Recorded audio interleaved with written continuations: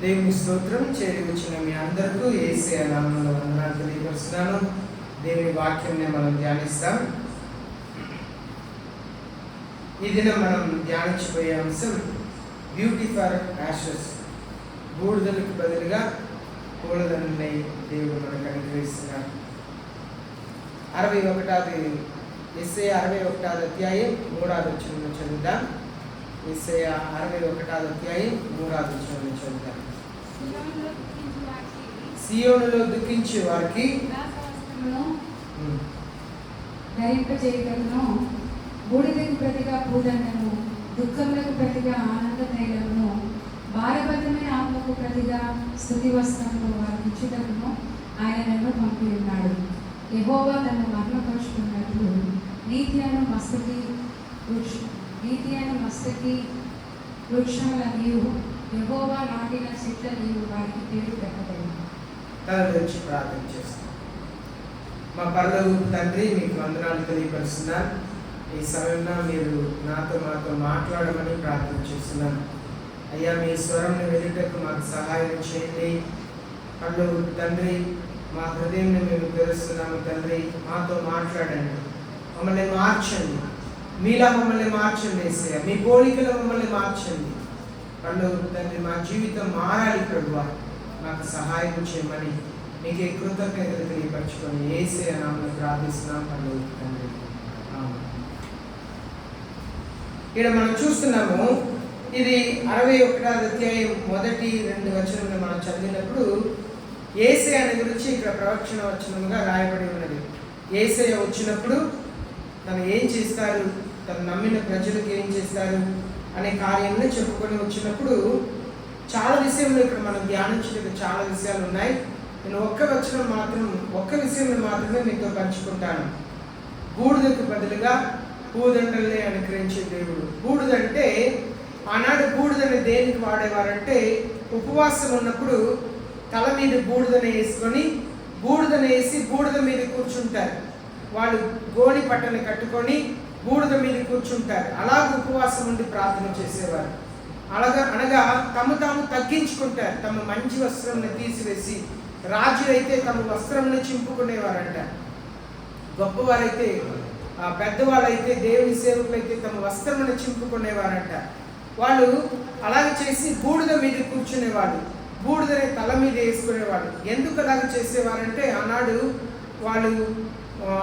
వాళ్ళు తమ కడుపుని ఖాళీ చేసుకున్నప్పుడు వాటిని వెంటనే బూడిదతో కప్పేవారు, క్రిములు రాకుండా అలా వాడేవారు. కనుక ఆ బూడిదని వాళ్ళు నెత్తి మీద వేసుకుంటారు. దాని తల మీద వేసుకోవటానికి కారణం, అందగా నేను తగ్గించుకుంటున్నాను ప్రభువా అని చెప్పి అర్థం. దానికే దేవుడు చెప్తున్నారు, మీ ఉపవాసముకు బదులుగా, మీ బూడిదలకు బదులుగా పూదండల్ని నేను మీకు అనుగ్రహిస్తాను అని చెప్తున్నారు.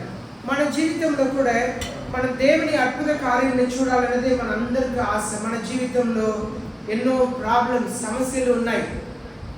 ఎన్నో సమస్యలు, ఆర్థిక సమస్యలు ఉన్నాయి, ఆరోగ్య సమస్యలు ఉన్నాయి, ఆత్మీయ జీవితంలో ఎదగలేకపోతున్నాం, ఎన్నో దుఃఖములు ఉన్నాయి, ఎన్నో విషయాల గురించిన దుఃఖములు ఉన్నాయి.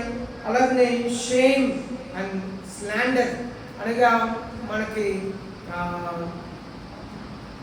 షేమ్ అంటే అవమానం, ఎన్నో రీతిలో అవమానములు వస్తుంటాయి.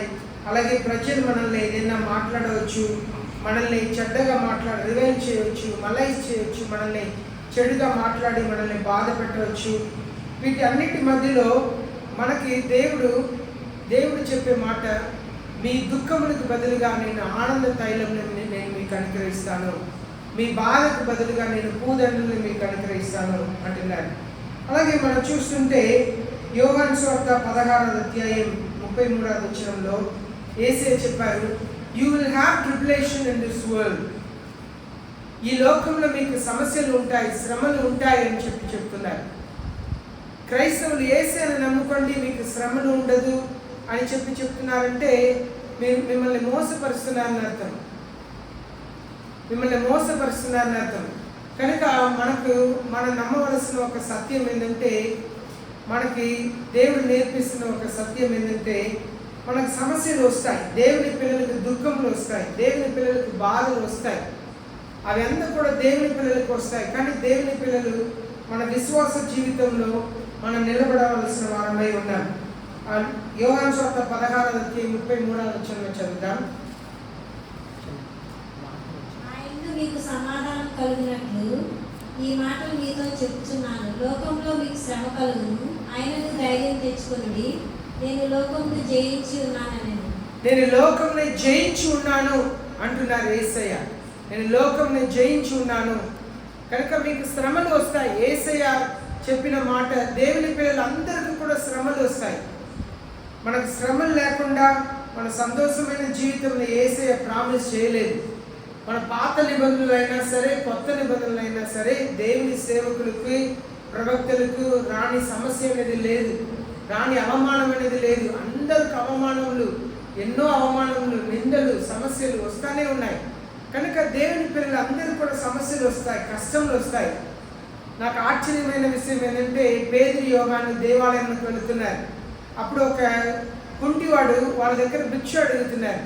ఆ కుంటివాడిని చూసి వాళ్ళు చెప్తున్నారు, మా దగ్గర వెండి బంగారం లేదు, మా దగ్గర ఉన్నది మీకు ఇస్తున్నాం అని చెప్పి యేసయ్య నామములో లేచి అడుగుతున్నారు.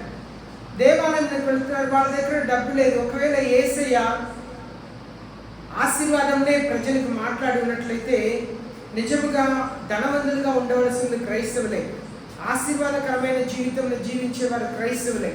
కానీ యేసయ్య మనకు అది చెప్పలేదు.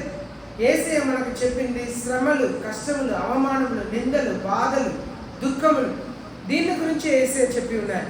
కనుక మన జీవితంలో మనకి ఇలాంటి కష్టములు వచ్చినప్పుడు కృంగిపోకూడదు. మనకి యేసయ్య చెప్పిందే నేను అనుభవిస్తానని చెప్పి యేసయ్య మీద మనసుని ఉంచాలని మనం చూస్తున్నాం. నేను 2 విషయంలో మీతో పంచుకుంటాను. Be a battle axe in your family. Be a battle axe in your family అనగా యుద్ధం చేసే గొడ్డరిలా మన ఫ్యామిలీకి మనం ఉండాలి. మన కుటుంబానికి యుద్ధం చేసే గొడ్డరిలా ఉండాలి. అనగా కుటుంబాన్ని కాపాడేవారు, ఆనాడు యుద్ధం చేసేవాళ్ళు గొడ్డరి పట్టుకొని, అనగా బలమైన గొడ్డరి పట్టుకొని వారు కుటుంబం కొరకు పోరాడేవారు, దేశం కొరకు పోరాడేవారు. ఈనాడు సోల్జర్స్ ఉన్నారు, వాళ్ళ పనిలో ఉన్నారంటే మనం క్షేమంగా ఉన్నాం, మనం క్షేమంగా ప్రశాంతంగా ఉన్నామంటే వాళ్ళు కాస్తున్నారు, మన దేశంలోకి భద్రతను ఇస్తున్నారు. అలాగనే మన కుటుంబంలో కూడా మనం భద్రతని కల్పించే వారుగా ఉండాలి. నెహెమ్యా రాసిన 4:14 చదువుదాం. నెహెమ్యా రాసిన 4:14 చదువుతాం. అంతటా నేను లేచి ప్రధానులతోనూ అధికారులతోనూ జనులతోనూ వారికి మీరు భయపడకుడి, మహాగణుడు భయంకరుడు యెహోవాను జ్ఞాపకం చేసుకొని మీ సహోదరుల పక్షముగాను, మీ కుమారుల పక్షముగాను, మీ కుమార్తెల పక్షముగాను, మీ భార్యల పక్షముగాను మీ నివాసం మీకుండునట్లు యుద్ధం చేయుడి అంటే. యుద్ధం దేనికి చేయాలంట? ఇక్కడ ఏం రాయబడి ఉంది? యుద్ధం దేనికి చేయాలంట? ఇల్లుని కాపాడుకోండి, మీ కుమారుని కాపాడుకోండి, మీ భార్యని కాపాడుకోండి, మీ సహోదరుని కాపాడుకోండి, మన కుటుంబం కొరకు పోరాడేవారుగా ఉండాలి. ఆనాడు ఇక్కడ నెహెమ్యా పట్టణ గోడని కట్టుతున్న సమయంలో కొందరు వచ్చి ఇబ్బంది పెడుతున్నారు, కట్టనీయకుండా చేస్తున్నారు, గోడ పనిని చేయనీయకుండా చేస్తున్నారు, దేవుని పనిని ఆపడానికి ప్రయత్నం చేస్తున్నారు. నెహెమ్యా వాళ్ళని ఎంకరేజ్ చేస్తున్నారు, మీ ఇల్లుని కాపాడుకోవటానికి, మీ భార్య పిల్లల్ని కాపాడుకోవటానికి, మీ సహోదరుల్ని, మీ తల్లిదండ్రుల్ని కాపాడుకోవటానికి మీరు యుద్ధం చేయండి. మనం కూడా ఈనాడు యుద్ధం చేయాలి. ఏ యుద్ధం? కత్తి కర్ర పట్టుకొని కాదు, మోకాళ్ళ మీద యుద్ధం చేయాలి. ఎలా చేయాలండి? మోకాళ్ళ మీద యుద్ధం చేయాలి. మన ప్రార్థన, మనం దేవుని సన్నిధిలో fight for your family on your knees, fight for your family on your knees. మోకాళ్ళ మీద నిలబడి యుద్ధం చేయాలి. మోకాళ్ళ మీద నిలబడి మన కుటుంబం కొరకు పోరాడాలి. దేవుని సన్నిధిలో మనం భార్య కొరకు ప్రార్థన చేయాలి, భర్త కొరకు ప్రార్థన చేయాలి, పిల్లల కొరకు ప్రార్థన చేయాలి. యోబు అనుదినం ఉదయకాలం లేచి తన కుటుంబం కొరకు ప్రార్థన చేసేవారంట, పిల్లల కొరకు బలి అర్పణం చేసేవారంట. కనుక దేవుడు ఏం చేశారు? యోబు చుట్టూను, యోబు కుటుంబం చుట్టూను, యోబు కలిగి ఉన్న సమస్తముల చుట్టూను కంచి వేశారంట. మనల్ని చుట్టూ దేవుడు కంచి వేయాలి. దేవుడు మనల్ని కాపాడాలంటే, మన కుటుంబాన్ని కాపాడాలంటే we should be on our knees fighting in prayer. ప్రార్థనలో మోకాళ్ళ మీద నిలబడి ప్రార్థన చేయాలి. కుటుంబం కొరకు భారముతో పోరాడాలి. దేవుని పక్షాన భర్త కొరకు పోరాడాలి. పిల్లల కొరకు పోరాడాలి. దేవా, నా పిల్లలు ఆదివారం నా భర్త మీ మందిరంలో లేరు, నా పిల్లలు మీ మందిరంలో లేరు, ప్రభువా వారిని రక్షించండి ప్రభువా, సాతానుడు మార్గంలో ఉన్నారు, వాళ్ళు రక్షణ లేక ఉన్నారు, మిమ్మల్ని వెతకకుండా ఉంటున్నారు, మీకు ప్రార్థన చేయకుండా ఉంటున్నారు, వాళ్ళు ఈరోజు మరణిస్తే నరకం వెళతారు కదా, పరలోక రాజ్యం రారు కదా. యేసయ్యా, నా పిల్లల్ని కాపాడండి, నా భర్తని కాపాడండి, నా భార్యని కాపాడండి అని ప్రార్థన చేయాలి. ఈనాడు మరణం వచ్చిందని అనుకోండి, కుటుంబంలో ఎక్కడ వెళ్తారు? దేవుని వెతకకుండా, దేవునికి ప్రాధాన్యత ఇవ్వకుండా జీవించేవారు ఎక్కడికి వెళ్తారు? నరకంలోకి వెళ్తారు. కనుక వాళ్ళ కొరకు మోకాళ్ళ మీద నిలబడి పోరాడాలి, ప్రార్థన చేయాలి. దేవా, నా కుటుంబాన్ని రక్షించండి, నా కుటుంబాన్ని కాపాడండి ప్రభువా అని చెప్పి ప్రార్థన చేయాలి. ఎఫెసీయులకు రాసిన 6వ అధ్యాయం 12వ వచనం చూద్దాం. ఎఫెసీయులకు రాసిన 6వ అధ్యాయం 12వ వచనం. Bring your family to Jesus. ఎఫెసీయులకు రాసిన 6వ అధ్యాయం 12వ వచనం చదువుతాం. ఏలైనగా మనం పోరాడినది శరీరులతో కాదు గాని ప్రధానులతోనూ అధికారులతోనూ ప్రస్తుత అంధకార సంబంధులతో లోకనాథులతోనూ ఆకాశ మండలములో ఉన్నందున దురాత్మ సమూహంతోనూ పోరాడుచున్నాం. మనం ఎవరికి విరోధంగా పోరాడుతున్నామంట? మాంసము రక్తముతో కాదు. మనం పోరాడుతున్నది మన ఇంట్లో ఉన్న వారితో కాదు. ఎంత చెప్పినా నా భర్త వినట్లేదు, ఎంత చెప్పినా నా పిల్లలు వినట్లేదు. మనం పోరాడుతున్నది మాంసముతో రక్తముతో కాదు. మనం ఎవరికి విరోధంగా పోరాడుతున్నామంటే అగైన్స్ ద రూలర్స్, పరిపాలించేవారు, against the powers, against the world forces of darkness, against the spiritual forces of wickedness in heavenly places. ఆకాశ మండలంలో ఉన్న చీకటి శక్తులతో మీ భర్తని ఏ దురాత్మ ఏలుతుందో ఆ దురాత్మలతో. నిన్న రాత్రి మంచి స్కిట్ని చూసాం యమనసుల కుడికిలో. ఒక వ్యక్తిని ఎన్ని దురాత్మలు ఆవరించాయి? 7 దురాత్మలు. ఒక వ్యక్తిని ఎన్ని దురాత్మలు ఆవరించాయి? 7 దురాత్మలు. ఆ దురాత్మలు వెనక ఏమున్నది? ఎవరున్నారు? సాతానుడు ఉన్నాడు. ఆ దురాత్మలు వెనక సాతానుడు ఉన్నాడు. సాతానుడు ఆ దురాత్మల్ని ప్రేరేపణ చేస్తున్నాడు. వెళ్ళండి వెళ్ళండి, ఆయన్ని పాడు చేయండి, ఆయన జీవితంలో పాడు చేయండి, అలా చేయండి, ఇలా చేయండి. యేసయ్య రక్షించడానికి వచ్చినా కూడా దురాత్మలు సాతానుడు ఏం చేస్తున్నారు? వద్దు, ఈ వ్యక్తి మాకు సొంతం, ఈ వ్యక్తి మాకు సొంతం, వద్దు, నువ్వు రావద్దు ఆపటానికి ప్రయత్నం చేస్తున్నారు. ఆ వ్యక్తి విడిపించబడటం ఇష్టం లేదు. యేసయ్య వచ్చి విడిపించినా కూడా, ఒకసారి యేసయ్య విడిపించిన వెంటనే జయం వచ్చేసింది ఆ వ్యక్తికి. లేదు, మరలా దురాత్మలు లేచి ఆవరిస్తున్నాయి, ఆయన్ని పట్టుకుంటున్నాయి. ఎంత కూడా మనం ఇక్కడ చూస్తున్నది అదే. దురాత్మ శక్తులు పోరాడుతున్నాయి. మనుషులు ప్రతి ఒక్కరికి విరోధంగా చాలా దురాత్మలు పోరాడుతున్నాయి. ఆ దురాత్మల చేత ఆవరించబడటం వల్లనే దేవుని సన్నిధిలో కూర్చోలేకపోవటం, దేవుని సన్నిధికి రాలేకపోవటం, దేవుని వాక్యంని కూర్చొని ధ్యానించలేకపోవటం, దేవుని వాక్యంని చదవాలంటే నేసిలిపోవటం, ధ్యానించలేకపోవటం, మోకరించి ప్రార్థన చేయలేకపోవటం, ఏదో ఒక సాకు చెప్పటం, మోకరించి ప్రార్థన చేయాలంటే ఏదో ఒక సాకు చెప్పటం. ఎంత కూడా దురాత్మలు మనల్ని మోకరించనివ్వదు, మనల్ని పాడు చేస్తున్నాయి. మొబైల్ ఫోన్ ద్వారా, రకరకాల ద్వారా దురాత్మలు పాడు చేస్తున్నాయి. కనుక మనం పోరాడాలి. మాంసం రక్తంతో పోరాడట్లేదు, మీ భర్తలతో మీరు పోరాడట్లేదు. ఎంత చెప్పినా నువ్వు వినట్లేదు, దేవుని మందిరానికి రమ్మంటే రావట్లేదు, వాళ్ళకు విరోధంగా పోరాడట్లేదు, వాళ్ళు వెనక ఉన్న దురాత్మ శక్తులు. ఇప్పుడు యేసయ్య ఆయన వచ్చి విడిపించారు. నిన్న రాత్రి చూసిన స్కిట్లో యేసయ్య ఆయన విడిపించారు. ఎలా విడిపించారు? తన వెనక ఉన్న దురాత్మ శక్తుల్ని పారదోలారు. అవునా? తన వెనక ఉన్న దురాత్మ శక్తుల్ని బయట పంపించారు. కనుక ఆయనకు విడుదల వచ్చింది. చివరికి సాతానుడు, దురాత్మలంతా వెళ్ళిపోతే చివరికి సాతానుడు వచ్చి పోరాడుతున్నాడు కదా. సాతానుడు వచ్చి పోరాడుతున్నాడు. ఆ సాతానుడిని కూడా దేవుడు త్రోసివేసిన తర్వాత అప్పుడు ఆయనకు విజయం వచ్చింది. విజయమైన జీవితం జీవించగలిగారు. కనుక మనం పోరాడుతున్నది చీకటి శక్తులతో పోరాడుతున్నాం, దురాత్మ శక్తులతో పోరాడుతున్నాం. మనం ఏం చేయాలంటే మోకాళ్ళ మీద నిలబడాలి. మోకాళ్ళ మీద నిలబడి మన కుటుంబం కొరకు భారముతో ప్రార్థన చేయాలి. మీ భర్తల కొరకు, పిల్లల కొరకు ప్రార్థన చేయాలి. వారిని కాపాడండి ప్రభువా, సాతానుడు బంధకంలో ఉన్నాడు, దురాత్మ బంధకంలో ఉన్నాడు అని చెప్పి భారముతో వారి కొరకు మనం ప్రార్థన చేయాలి. సగరియా రాసిన 12వ అధ్యాయం 10వ వచనం చదువుతాం. సగరియా రాసిన 12వ అధ్యాయం 10వ వచనం. ఇక్కడ మనం చూస్తున్నాము, దేవుడు తన కృపని ప్రార్థన చేయటం కావలసిన బలంని అనుగ్రహిస్తారట. సగరియా రాసిన 12వ అధ్యాయం 10వ వచనం చదువుతాం. సంతతి వారి మీదను యెరూషలేము నివాసుల మీదను కరుణనుందించుచు ఆత్మను విజ్ఞాపన చేయుచు ఆత్మను నేను కుమ్మరింపగా వారు తమ పొడిచిన నా మీద దృష్టి ఉంచి ఒకడు తన ఏక కుమారుని విషయమై దుఃఖించినట్లు తన జ్యేష్ఠ పుత్రుని విషయమై ఒకడు ప్రలాపించినట్లు అతని విషయమై దుఃఖించుచు ప్రలాపింతురు. ఇక్కడ మనం చూస్తున్నాం, ఇది స్వేగా యేసు ప్రభు ఈ మాటనే ప్రవక్షణగా సకరియా ద్వారా చెప్తున్నారు. ఎందుకంటే అక్కడ ఏమని రాయబడి ఉందంటే, so that they will look on me whom they have pierced. నన్ను చూస్తారు అంటున్నారు. ఇది ప్రవక్షణ ఇంకా జరగలేదు. యేసయ్య వచ్చి ఈ లోకంలో మరణించే వరకు జరగలేదు. కానీ పాత నిబంధనలో సకరియా ద్వారా యేసయ్య స్వయంగా మాట్లాడుతున్నారు.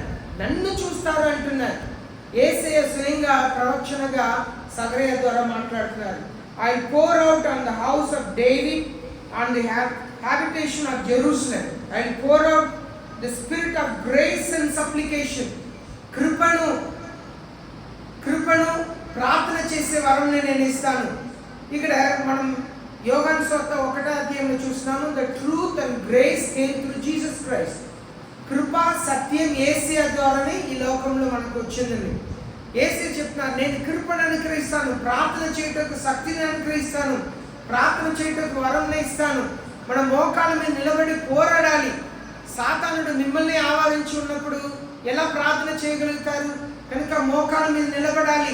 దేవుని సన్నిధిలో భారముతో అడగాలి, అయ్యా నాకు దురాత్మ శక్తి నుండి విడిపించండి ప్రభువా, దురాత్మ పీడింపు నుండి నన్ను విడిపించండి ప్రభువా అని చెప్పి ప్రార్థన చేయాలి.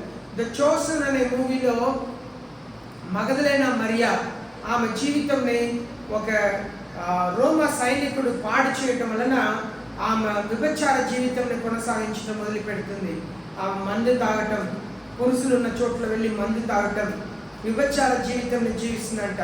ఆమెలో 7 దురాత్మలు యేసయ్య వెళ్ళగొట్టారని చెప్పి బైబిల్లో రాయబడి ఉన్నది.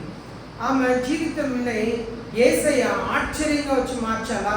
ఆమెని గురించి చోసన్ అనే మూవీలో ఎలా చూపిస్తారంటే, ఆమె లిల్లీ అని చెప్పి తన పేరుని మార్చుకొని జీవిస్తూ ఉంటుంది. ఎందుకంటే ఆమె జీవితం గురించి ఎవరికి తెలియదు, ఎవరికి తెలియకూడదని లిల్లీని పేరు మీద జీవిస్తూ ఉంటుంది. కానీ యేసయ్య వచ్చి మేరీ మగధలేనా అని చెప్పి పిలుస్తారు. ఆమె వణికిపోతాయి, ఆశ్చర్యం అయిపోతాయి. ఎలా నా పేరు ఎలా నన్ను కనిపెట్టారు, ఈ వ్యక్తికి నా గురించి ఎలా తెలుసు, అందరికీ నన్ను లిల్లీనే కదా తెలుసు అని. యేసయ్యకు నీ గురించి తెలుసు, నీ రహస్య జీవితం తెలుసు, నీ ఎలాంటి పోరాటంల ద్వారా వెళుతున్నావు అన్నది తెలుసు, ఎలాంటి సమస్యల ద్వారా వెళుతున్నావు అన్నది సంగతి తెలుసు. నిన్ను ఎన్ని దురాత్మలు ఆవరించి ఉన్నాయి, దురాత్మలు నిన్ను ఎలా వెంటాడుతున్నాయి, నీ కుటుంబంని ఎలా వెంటాడుతున్నాయి యేసయ్యకు తెలుసు.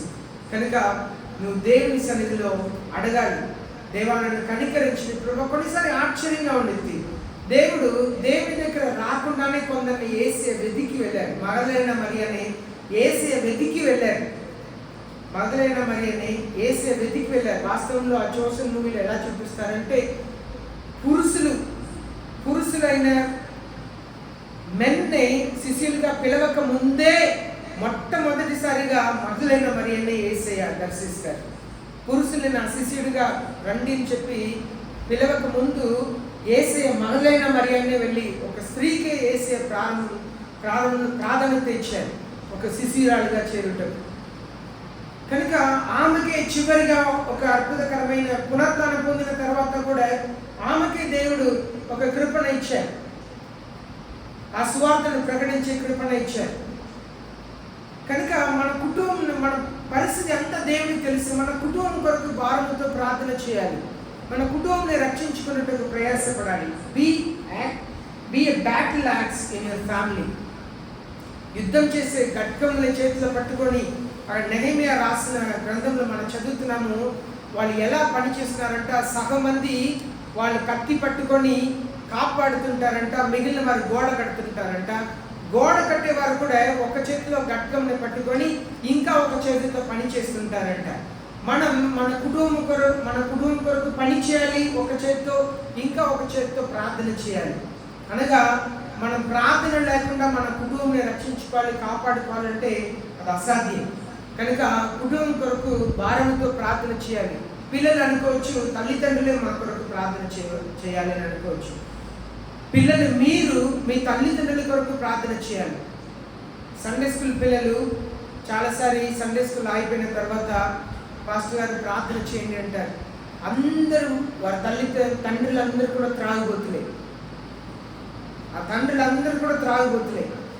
ఆ పిల్లలు చాలా బాధతో, మా నాన్న తాగుతున్నారు, మా ఇంట్లో సమస్యగా ఉంది, మా అమ్మ ఇల్లు కట్టుకోవాలని ఆశపడుతున్నారు, మా నాన్న ఇలా చేస్తున్నారు అని చెప్పి బాధపడుతుంటారు. చిన్న పిల్లలు, కానీ వాళ్ళ హృదయంలో బాధ ఉంది.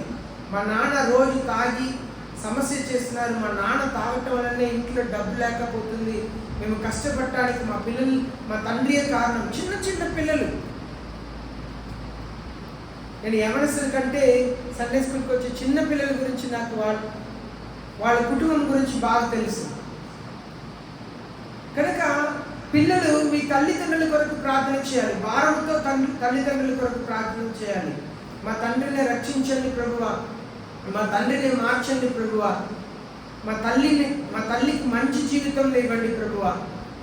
ఆరాధన వాక్యంలో కొన్ని బాధాకరమైన విషయాన్ని పాస్టర్ గారు పంచుకుంటారు. ఎందుకు ఆ విషయాన్ని పంచుకున్నారంటే, ఆ ఉద్దేశం ఏం చెప్పారంటే, దానికి ముందు మెగా చర్చెస్ చాలా ఉన్నాయి. ఆడ వెళ్ళి కూర్చుంటారు. అక్కడ ఉన్న సేవకుడికి అక్కడ కూర్చున్నది ఎవరిని తెలియదు, వాళ్ళ జీవితం ఏంటిని తెలియదు. వాళ్ళు వాక్యం చెప్తారు, వెళ్ళిపోతారు. వాళ్ళకు విశ్వాసులకు ఏ సంబంధం ఉండదు. చిన్న చిన్న సంఘంలోనే ఆ కుటుంబం ఏంటి, ఆ వ్యక్తి ఎవరు, ఏంటి ఏది తెలిసిద్ది.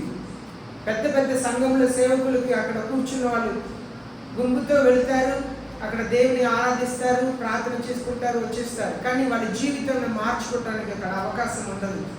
పరిశుద్ధ ఆత్మదేవునికి అవకాశం ఇవ్వాలి. మన కుటుంబం కొరకు భారముతో ప్రార్థన చేయాలి, భవిష్యత్తు కొరకు ప్రార్థన చేయాలి. నన్ను దీవించండి ప్రభువా. ఎస్తర్ని గురించి ఆలోచన చేయండి. ఎస్తర్కి తల్లిదండ్రులు లేరంట. మొర్దెకాయ్ ఎంత చక్కగా పెంచారంటే ఎస్తర్ని, రాణిగా అయిన తర్వాత కూడా మొర్దెకాయకి భయపడింది. మొర్దెకాయ్ పంపించిన వార్తకు లోబడింది. ఒక రాణి ఉపవాసం ఉండటమే కాక ఆమెతో ఉన్న పనికత్తులందరినీ కూడా ఉపవాసం ఉండేటట్లా చేసింది. ప్రజల్ని కూడా మీరు కూడా వెళ్ళి అందరు కలిసి యూదులందరూ ఉపవాసం ఉండటని చెప్పింది.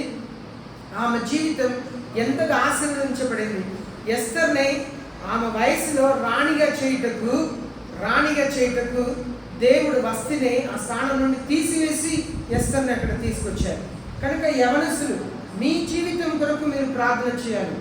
నాకు మంచి భవిష్యత్తును ఇవ్వండి ప్రభువా, నా జీవితంలో వచ్చే భర్త మంచి వ్యక్తిగా ఉండాలి, మీకు దూరం వెళ్ళేటట్లుగా నన్ను చేయకూడదు, కానీ మీకు సన్నిహితంగా ఉండేటట్లుగా చేయాలి ప్రభువా, నా జీవితంలో మార్చండి ప్రభువా అని చెప్పి ఇప్పటి నుండే మీరు ప్రార్థన చేయాలి.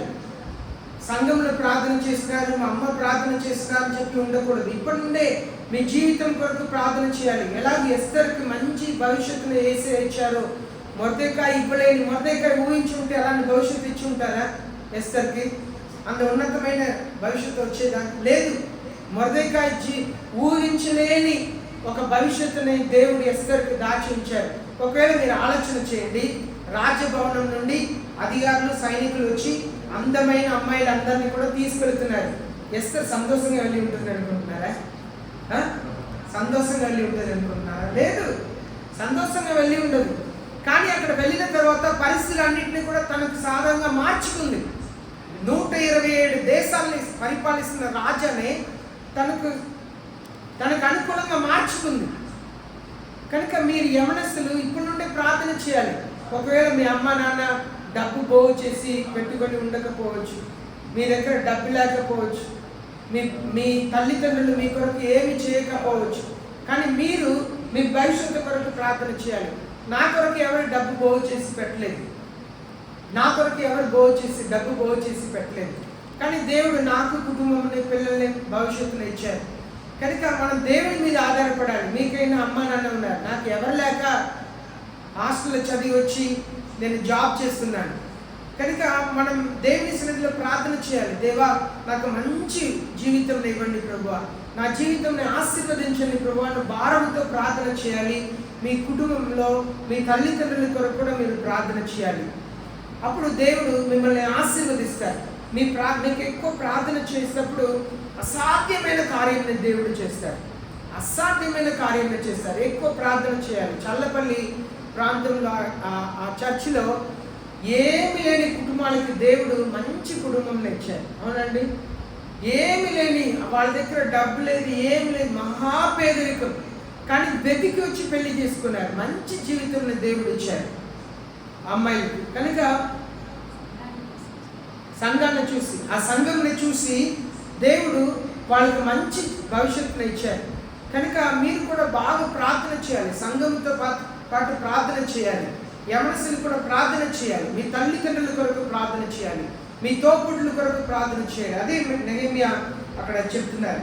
రెండవ విషయం ఏంటంటే, present your family before God daily.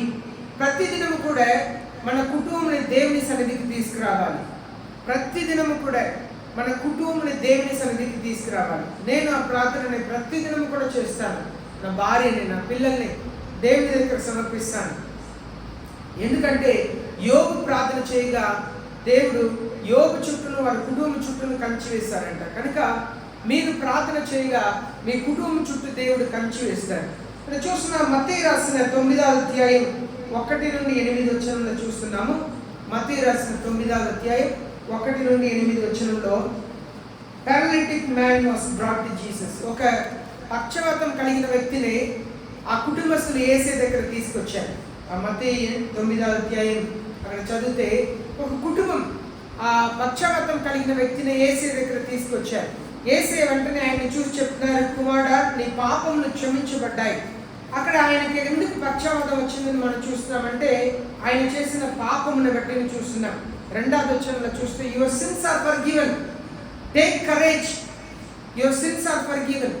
ఎందుకు యేసయ్య నీ పాపములు క్షమించబడింది అని చెప్తున్నారంటే, ఆ పక్షవాతం రోగం రావడానికి కారణం ఆయన జీవించిన జీవితం, ఆయన పాపం. యేసే ముందు, ఆయన స్వస్థపరచక ముందు ఆయన పాపంని క్షమిస్తున్నారు. కారణం ఆ కుటుంబస్తులు దేవుని దగ్గర తీసుకొచ్చారు. చూడండి, యేసే సొంత పట్టణంలోకి వచ్చారంట. 9వ అధ్యాయం 1వ వచనంలో, came to his own city, నజరేతుకు వచ్చారంట. ఈ అద్భుతం నజరేతులో జరిగింది. 2వ వచనంలో చూస్తున్నాము, సీయింగ్ దేర్ ఫెయిత్, వారి విశ్వాసాన్ని చూసి, వారి విశ్వాసాన్ని చూసారంట యేసయ్య. వారి విశ్వాసం, నజరేతులో వారి విశ్వాసాన్ని చూసి, కుమారుడా, ధైర్యం పొందుకో, నీ పాపములు క్షమించబడ్డాయి అని చెప్పి ఆయన పాపమును క్షమించారు. తర్వాత చెప్తున్నారు, నీ పరుపును ఎత్తుకొని వెళ్ళు. 5వ వచనంలో, నీ పరుపును ఎత్తుకొని వెళ్ళు అన్నారు. 6వ వచనంలో, get up, pickup your bed and go home. మత్తయి సువార్త 9వ అధ్యాయం. నా బైబిల్లో మత్తయి 9వ అధ్యాయంలోనే ఉంది. మత్తయి 9వ అధ్యాయం 6వ వచనం. యేసే చెప్తున్నారు, నీ పరుపును ఎత్తుకొని వెళ్ళు అంటున్నారు. ఫస్ట్ యేసే తన పాపంని క్షమించారు. రెండవది ఆయన రోగంని స్వస్థపరిచారు. కనుక మనం దేవుని సన్నిధికి మన కుటుంబాన్ని తీసుకురావాలి. వాళ్ళ పాపములు క్షమించబడాలి. మన కుటుంబస్తుల పాపములు క్షమించబడాలి. మన కుటుంబం ఆశీర్వాదం పొందక ముందు పాపములు క్షమించబడాలి. మన కుటుంబస్తులు పాపం క్షమించబడిన తర్వాత వాళ్ళ ఆశీర్వాదాన్ని పొందుకుంటే చాలు. యేసే ముందు ఆయన పాపమును క్షమిస్తున్నారు, తర్వాత ఆయన రోగంని స్వస్థపరుస్తున్నారు. కనుక ప్రతిదినం కూడా మన కుటుంబాన్ని దేవుని సన్నిధికి తీసుకురావాలి. రెండవదిగా మత్తయి రాసిన 17వ అధ్యాయం, మత్తయి సువార్త 17వ అధ్యాయం 14వ వచనం నుండి 18వ వచనంలో చూస్తున్నాము. మత్తయి సువార్త 17వ అధ్యాయం 14వ వచనం నుండి 18వ వచనంలో చూస్తున్నాము. ఇక్కడ ఒక డీమన్ పొసెస్డ్ బాయ్ని తన తండ్రి తీసుకొస్తున్నారు. ఒక దురాత్మ పట్టిన ఒక వ్యక్తిని వాళ్ళ తండ్రి యేసే దగ్గర తీసుకొచ్చి, అయ్యా, నేను మీ శిష్యుల దగ్గర తీసుకొచ్చాను, వారు ఏమి చేయలేకపోయారు. మీరు నా కుమారుడిని స్వస్థపరచండి అని చెప్పి అడగగా యేసయ్య ఆ కుమారుడిని స్వస్థపరిచారు. తండ్రులు మీ పిల్లల్ని యేసయ్య దగ్గర తీసుకొచ్చి రావాలి. వాళ్ళకి చదువు లేదా, వాళ్ళకి జ్ఞానం లేదా, వాళ్ళు విధేయత చూపించట్లేదా, మీ మాట వినట్లేదా, దేవుని దగ్గర తీసుకురావాలి. మీ పిల్లల్ని దేవుని దగ్గర తీసుకురావాలి. ఎలా? మోకాళ్ళ మీద నుండి వాళ్ళ పేరు చెప్పి ప్రార్థన చేయాలి. యేసయ్య, నా కుమారుడు నా మాట వినట్లేదు, నన్ను గౌరవించట్లేదు, సరిగ్గా చదవట్లేదు, ఇష్టం వచ్చినట్లుగా జీవిస్తున్నారని చెప్పి తండ్రులు పిల్లల కొరకు ప్రార్థన చేయాలి. పిల్లల్ని దేవుని దగ్గర తీసుకురావాలి. తర్వాత దేవుని మందిరంలోకి తీసుకురావాలి. ముందు ఆశపడ్డాడు తండ్రి, కుమారుడు స్వస్థత పొందాలని ఆశపడ్డారు. తర్వాత దేవుని దగ్గర తీసుకొచ్చారు. తర్వాత దేవుని మందిరంలోకి తీసుకురావాలి. ఇక్కడ మనం చూస్తున్నాము బాధ్యత, కుటుంబ బాధ్యత. కుటుంబంలో అందరికీ బాధ్యత ఉన్నాయి. ఆ బాధ్యతని మనం చక్కగా నెరవేర్చాలి. మూడవదిగా మనం చూస్తున్నాం మత్తయి రాసిన 8వ అధ్యాయం 6వ వచనం నుండి 13వ వచనం వరకు మనం చూస్తున్నాం. మత్తయి రాసిన 8వ అధ్యాయం 6వ వచనం నుండి 13వ వచనం వరకు చూస్తున్నాము. ఇక్కడ ఒక సెంచురియన్, శతాధిపతి ఉన్నారు. ఆయన ఏం చేస్తున్నారంటే తన పని మనిషి కొరకు, ఒక పనివాడి కొరకు వచ్చి యేసు దగ్గర అడుగుతున్నారు. అయ్యా, నా పనివాడు అనారోగ్యంతో ఉన్నాడు, మీరు వచ్చి స్వస్థపరచాలని యేసు దగ్గర వస్తున్నారు. ఈ ఇంట్లో ఆయన బ్రతిమలాడారంట యేసు అని. యేసు దగ్గర వచ్చి బ్రతిమలాడారు. ఏం చెప్తున్నారు? My servant is laying paralysed at home, fearfully tormented. ఆయన దురాత్మ శక్తితో పీడింపబడి ఉన్నాడు. ఆయన పక్షవాతం కలిగి ఉన్నాడు. ఎందుకంటే ఫియర్ఫుల్లీ టోర్మెంటెడ్ అని రాయబడి ఉంది. పక్షవాతం కలిగిన వారు ఎలా ఉంటారు? కాళ్ళు చేతులు పడిపోయి ఉంటారు కదా, వాళ్ళు కదలించలేక ఉంటారు. కానీ ఇక్కడ ఏం రాయబడి ఉందని 6వ వచనం చదవండి. ఫియర్ఫుల్లీ టోర్మెంటెడ్ అని రాయబడి ఉన్నది. దాసుడు పక్షవాయువుతో మిగుల బాధపడుచు ఇంటిలో పడి ఉన్నాడని చెప్పి ఆయన వేడుకొని, మిగిలిన బాధపడుతున్నాడు అని చెప్పి రాయబడి ఉన్నది. ఇక్కడ ఫియర్ఫుల్లీ టోర్మెంటెడ్ అనే పదం దేనికి వాడతారంటే చాలా బాధపడుతున్నాడు. ఆయన్ని పనివాడి కొరకు యజమానుడు వచ్చి యేసయ్య దగ్గర బ్రతిమలాడుతున్నారు. అయ్యా, మేము స్వస్థపరచాలని.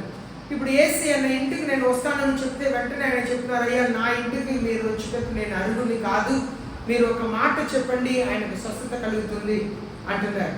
మీరు దగ్గర వచ్చినా ఒక మాట చెప్తే ఆయన స్వస్థత పొందుతారు. ఇప్పుడు మనం అదే చూసాం కదా, దెయ్యం పట్టిన వ్యక్తి అయినా, పక్షవాతం కలిగిన వ్యక్తి అయినా యేసయ్య ఒక మాట చెప్పారు, ముట్టుకోలేదు కూడా. నీ పరుపును ఎత్తుకొని వెళ్ళి అన్నారు, నీ పాపము క్షమించబడింది అన్నారు. దురాత్మ పట్టిన వ్యక్తిని దురాత్మని వెళ్ళగొట్టారు, అంతే. యేసయ్య ఏం చేయలేదు. కనుక ఇంటికి వచ్చినా మీరు ఒక మాట చెప్తే జరుగుతాయి, మీరు ఇక్కడ నుండి ఒక మాట చెప్పినా జరుగుతాయి. ఆయన నమ్మాడు. కనుక మనం ఏం చేయాలంటే, మనం ఇక్కడ మన కింద పని చేసేవారు లేరు, కానీ మనం వేరే వాళ్ళ కింద పని చేస్తున్నాం. కనుక మనం ఏం చేయాలంటే వారి కొరకు కూడా ప్రార్థన చేయాలి. మీ పై అధికారుల కొరకు, మీకు ఎవరు జీతం ఇస్తారో వాళ్ళ కొరకు ప్రార్థన చేయాలి. ఎందుకంటే యోసేపు జీవితంలో చూస్తున్నాము, యోసేపు ఆశీర్వదించబడ్డారంట, పోతీఫర్ ఆశీర్వదించబడ్డారా? యోసేపు ఆశీర్వదించబడ్డారా, పోతీఫర్ ఆశీర్వదించబడ్డారా? ఎవరు ఆశీర్వదించబడ్డారు? యోసేపును బట్టి పోతీఫర్ ఆశీర్వదించబడ్డారు. యోసేపు ఆశీర్వదించబడలేదు. యోసేపు ఆశీర్వాదం తర్వాత వచ్చింది. యేసయ్య గణపరిచారు. ఎండలో పని చేసిన వ్యక్తిని తీసుకొచ్చి ఇంట్లో పనికి పెట్టారు కదా, ఆశీర్వదించారు. కానీ యోసేపుని బట్టి పోతీఫర్ బహుగా ఫలించారంట. తర్వాత సిరచాల తీసుకెళ్తే సిరచాల అధికారి సమస్తాన్ని యోసేపు చేతికి అప్పగించారంట. ఆయన హాయిగా కూర్చున్నారు. యోసేపు చక్కగా అన్నిటిని చూసుకుంటున్నారంట. కనుక మనల్ని బట్టి మనకు పని ఇచ్చేవారు ఆశీర్వదించబడాలి. మనకు ఎవరు జీతం ఇస్తున్నారో, ఎవరి దగ్గర మీరు పని చేస్తున్నారో ప్రతిరోజు వారు ఆశీర్వదించబడాలి. మనం అనుకుంటాము వాళ్ళు ఆశీర్వాదకరంగా ఉంటారు, నేను పేదరికంలో ఉంటే ఎలా అని అనుకోవచ్చు. కాదు. ఒక దినం వచ్చింది, దేవుడు మనల్ని హెచ్చిస్తారు. మనం అదే ప్రార్థన చేయాలి.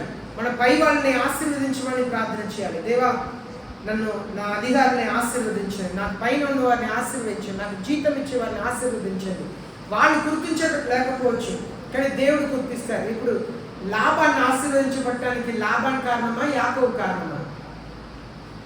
లాభాన్ని ఆశీర్వదించబడటానికి ఎవరు కారణం? యాకోబు. యాకోబుని బట్టి లాభాన్ని ఆశీర్వదించారంట. యాకోబు చెప్తున్నారు, నేను వచ్చినప్పుడు మీ దగ్గర ఎలా ఉంది చూడండి, ఇప్పుడు ఎలా ఉంది. యాకోబే చాలా ఆస్తితో బయలుదేరి వచ్చారంట. అప్పుడు లాభానికి ఎంత ఆస్తి పెరిగి ఉంటుంది? యాకోబుని బట్టి. కనుక మనం పైన ఉన్న వారి కొరకు మనం ప్రార్థన చేయాలి. వారు ఆశీర్వదించబడినప్పుడు మనం కూడా ఆశీర్వదించబడతాం. మనకి ఎవరు జీతం ఇస్తారో వాళ్ళని ఆశీర్వదించాలి. యేసయ్యా, నేను ఎవరి కింద పని చేస్తున్నానో వారిని ఆశీర్వదించండి ప్రభువా. మనల్ని బట్టి దేవుడు వారిని ఆశీర్వదిస్తారు. వాళ్ళకి తెలియదు ఎవరిని బట్టి వాళ్ళు ఆశీర్వాదం పొందుతున్నారని. వాళ్ళు అనుకుంటారు, నేను నా దేవుడు నన్ను ఆశీర్వదించారు అని చెప్పి అనుకుంటారు. కాదు, దేవుడికి తెలుసు ఎవరిని బట్టి వారిని ఆశీర్వదిస్తారు. ఒకరోజు మిమ్మల్ని అక్కడ నుండి బయట తీసుకెళ్ళిపోతే వాళ్ళ పరిస్థితి అంతే. అప్పుడు తెలుసుకుంటారు ఎవరిని బట్టి వాళ్ళు ఆశీర్వాదం పొందారని చెప్పి. కనుక మనం ఆశీర్వాదకరంగా మారాలి. ఇక్కడ ఈ శతాధిపతి తన సేవకుడి నిమిత్తంగా వస్తున్నాడు. ఒకవేళ మీ కింద ఎవరైనా పని చేస్తుంటే మీరు వారి కొరకు కూడా ప్రార్థన చేయాలి.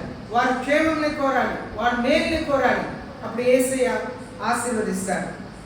నిద్రపోతున్నాను అయిపోయిన తర్వాత వెళ్ళి ఇంట్లో చక్కగా రెస్ట్ తీసుకొచ్చి మత్తయి రాసిన 15వ అధ్యాయం 22వ వచనం నుండి 28వ వచనం వరకు చదువుతాం. ఇక్కడ మనం చూస్తున్నాము మత్తయి రాసిన 15వ అధ్యాయం 22వ వచనం నుండి చూస్తే ఒక కానానీ స్త్రీని గురించి రాయబడి ఉన్నది. ఈ కానాన్ దేశం నుండి వచ్చిన స్త్రీ యేసయ్య దగ్గర అద్భుతం అడుగుతుంది. ఎవరిని తీసుకొచ్చింది?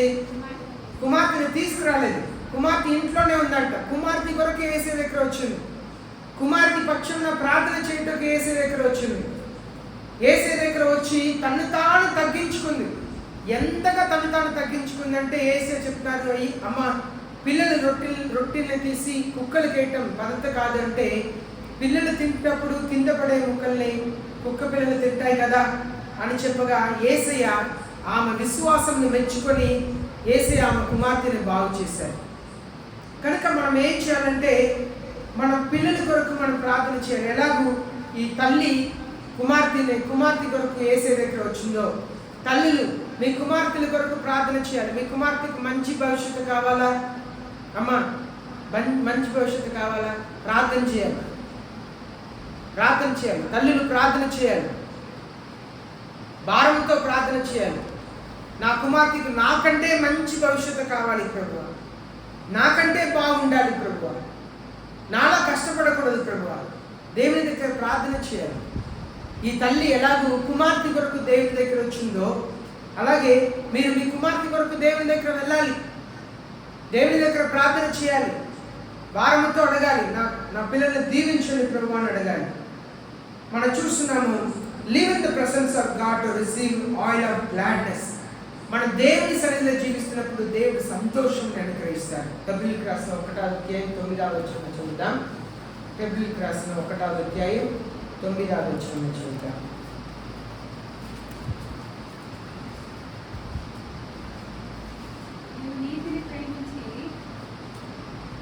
నీతిని ప్రేమించి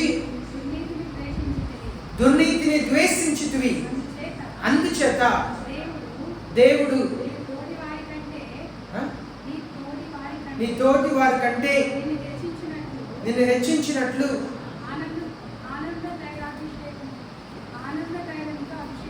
ఆనంద తైలంతో అభిషేకించును. చూడండి, దుర్నీతిని ద్వేషించాలి. కుటుంబంలోని దుర్నీతిని ద్వేషించాలి. కుటుంబాన్ని పట్టి పీడిస్తున్న దురాత్మని ద్వేషించాలి. ప్రార్థన చేయాలి. మీరు మీ భర్తని చూడవద్దు, మీ పిల్లల్ని చూడవద్దు, వాళ్ళ వెనక ఉన్న దురాత్మల్ని చూడండి. వాళ్ళ వెనక ఉన్న దురాత్మ శక్తుల్ని చూడండి. ఆ దురాత్మలు మీ భర్తను ఏం చేస్తున్నాయి, ఎంతగా దేవునికి దూరం చేస్తున్నాయి. మీ పిల్లల్ని ఆ దురాత్మలు ఎంతగా దేవునికి దూరం చేస్తున్నాయి చూడండి. మీ సహోదరులు వాళ్ళని దేవునికి ఆ దురాత్మలు ఎంత దూరం చేస్తున్నాయని చూడండి. కనుక ఆకాశ మండలం నుండి పనిచేస్తున్న చీకటి శక్తులకు విరోధంగా పోరాడాలి. ప్రతి ఒక్కరికి దేవదూతలు అనుగ్రహించబడి ఉండాలని చెప్పి మనం ధ్యానించాలి. ప్రతి ఒక్కరు కూడా కనీసం ఒక్కరికి దేవుడు 2 దేవదూతలైనా అనుగ్రహించున్నారని మనం చూసాం. కనుక దేవదూతలు ఉన్నారు. దురాత్మ శక్తులు ఆవరించి ఒక వ్యక్తిని పాడు చేసినప్పుడు, మీరు ప్రార్థన చేసినప్పుడు ఆ దేవదూతలు పరలోక తండ్రి ముఖం వైపు చూస్తున్నారంట. మమ్మల్ని ఏం చేయమంటున్నారు ప్రభువా అని చెప్పి చూస్తున్నారంట. కనుక మీరు ఒంటరి వ్యక్తి కాదు. మీరు అనుకోవచ్చు నేను మాత్రమే యేసయ్యని నమ్ముకున్నాను, అందరూ నాకు విరోధంగా ఉన్నారు. లేదు, నీతో పాటు నీ దేవదూతలు ఉన్నారు. నీలో ఉన్న పరిశుద్ధ ఆత్మ దేవుడు ఉన్నారు. హల్లెలూయా.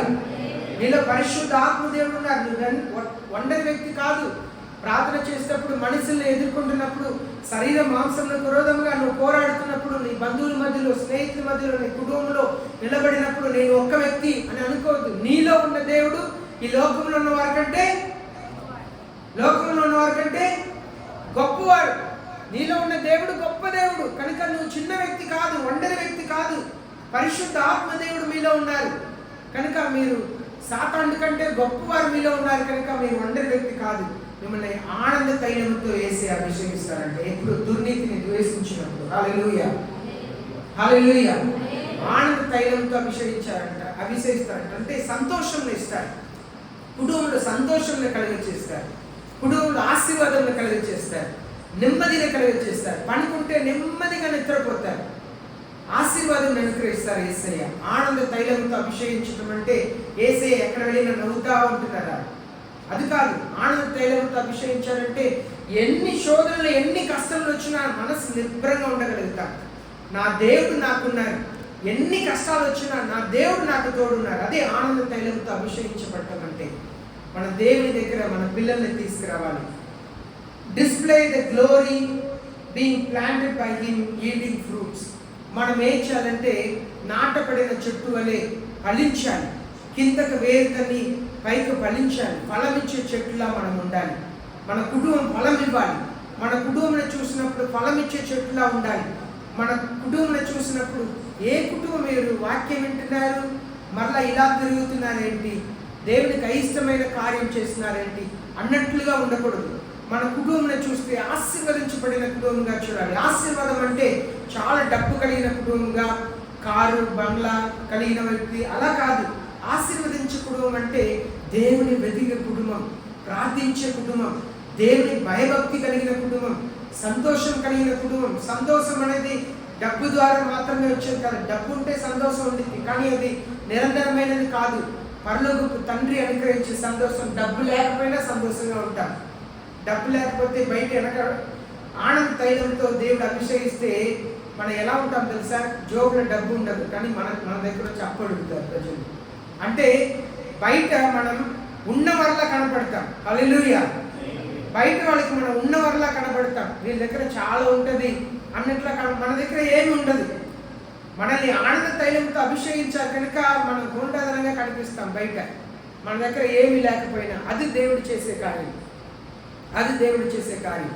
చాలా మంది దగ్గర ఉంటుంది, ఉన్నా కూడా పేదవాళ్ళ నడిస్తారు. ఎందుకంటే వాళ్ళ దగ్గర వచ్చి అప్పు అడుగుతారు, బంధువులు వచ్చి అడుగుతారు, ఏమన్నా భయపడి నడుస్తారు, లేనట్లే నడుస్తారు. కానీ మనకు అలా కాదు. ఆనంద తైలంతో అభిషేకిస్తే మన దగ్గర ఏమీ లేకపోయినా కూడా ఉన్నవాళ్ళ కనిపిస్తాం. మనల్ని అలా దేవుడు ఆశీర్వదిస్తాడు. దేవుని మీద భయభక్తి కలిగి ఉన్నప్పుడు దేవుడు మనల్ని దీవిస్తాడు. అది ఆశీర్వదించబడిన కుటుంబంగా, ఫలించే కుటుంబంగా ఉండటం. మన యోసేపు జీవితంలో చూస్తున్నాము. Jesus can turn shame into glory. అందరు కూడా యోసేపుని ఎన్నెన్నో మాటలు చెప్పారు, కానీ చెరచాలలో కూడా ఆయన అధికారిగా నియమించారు. తర్వాత దేశంలో అధికారిగా నియమించారు. ఆయనకున్న షేమ్, అవమానములన్నింటినీ కూడా దేవుడు గొప్పగా మార్చారు. బూడిదలకు బదులుగా ఊదండల్ని అనుగ్రహించే దేవుడు. హల్లెలూయా. మన జీవితంని మార్చే దేవుడు, పరిస్థితుల్ని మార్చే దేవుడు. ఇప్పుడున్న పరిస్థితుల్లో ఎల్లప్పుడూ మీరు ఉండరు. మీరు నిత్యంగా దేవునికి భయపడితే, నిత్యంగా ప్రార్థన చేస్తే దేవుడు అద్భుత కార్యంగా చేస్తాడు.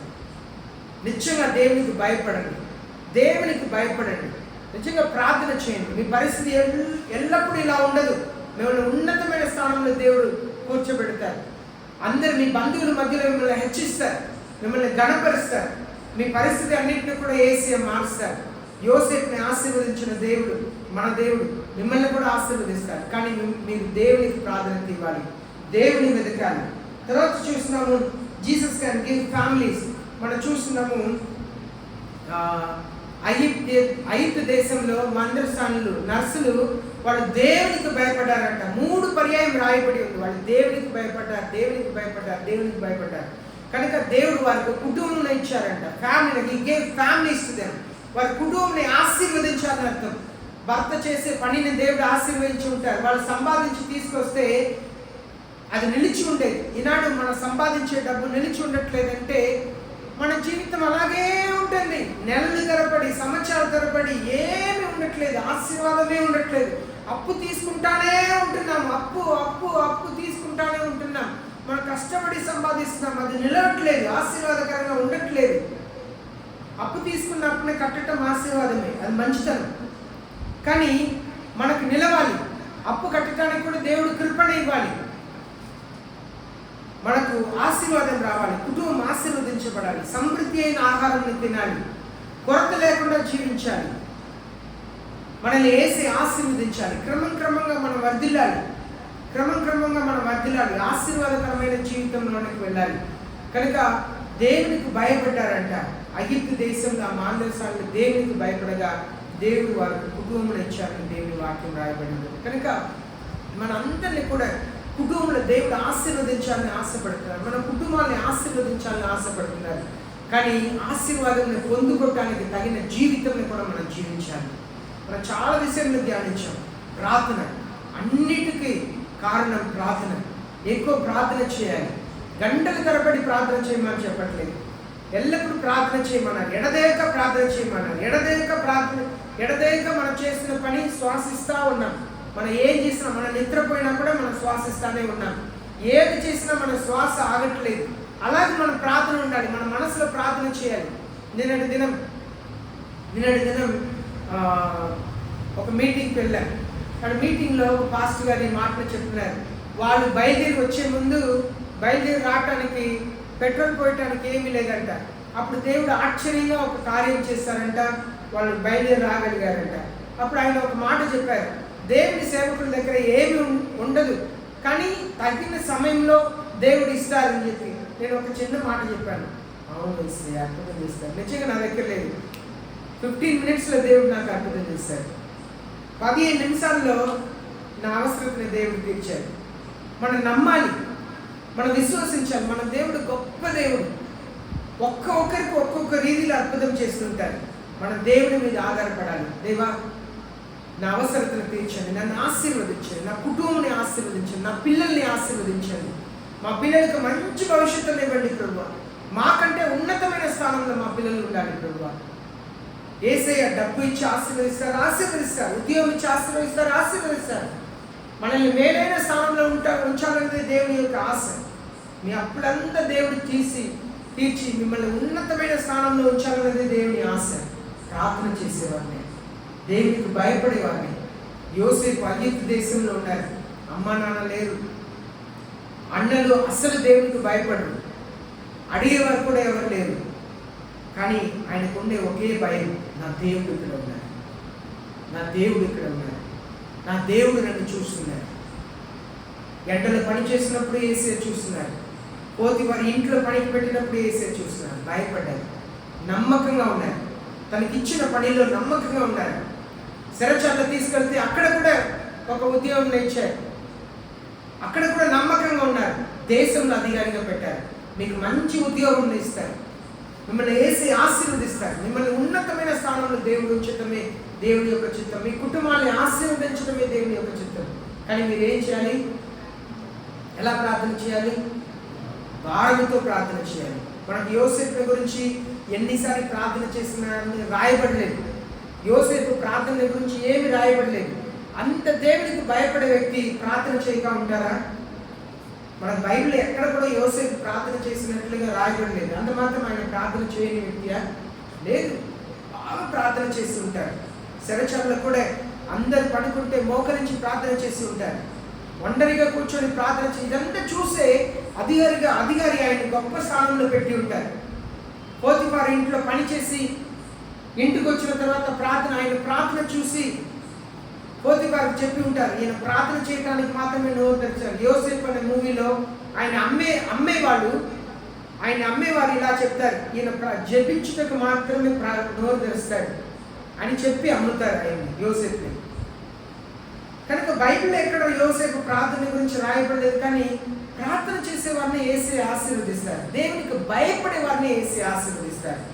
ముందు మనం ప్రార్థన యేసే అంగీకరించాలంటే దానికి ముందు యేసే ఏం చేయాలి? మనల్ని అంగీకరించాలి.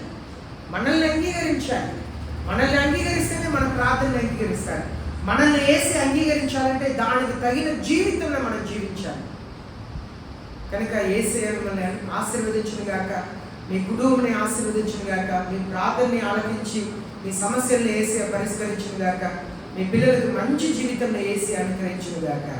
ఆమేన్. మోకరించండి, ప్రార్థన చేస్తాం.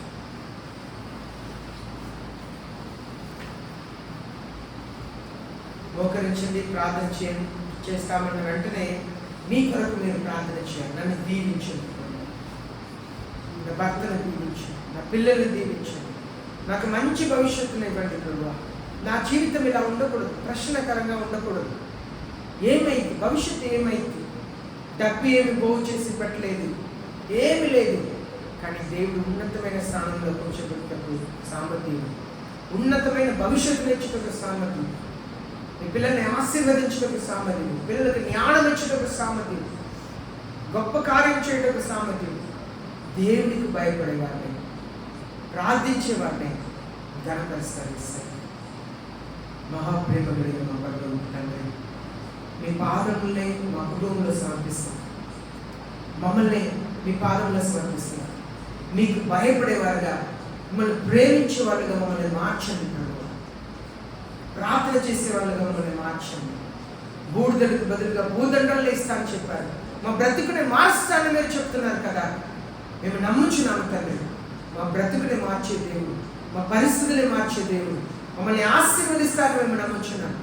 బూడిదలా కనిపిస్తున్న జీవితంని భూదండలుగా మార్చే దేవుడు, మీకు వందనాలు తెలియపరుస్తున్నాను.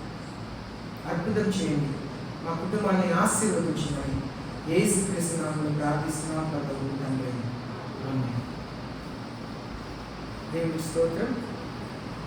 అందరు లేచిన పెడతా మన విలువైన కాணிకని దేవుడు సమర్పిస్తాం.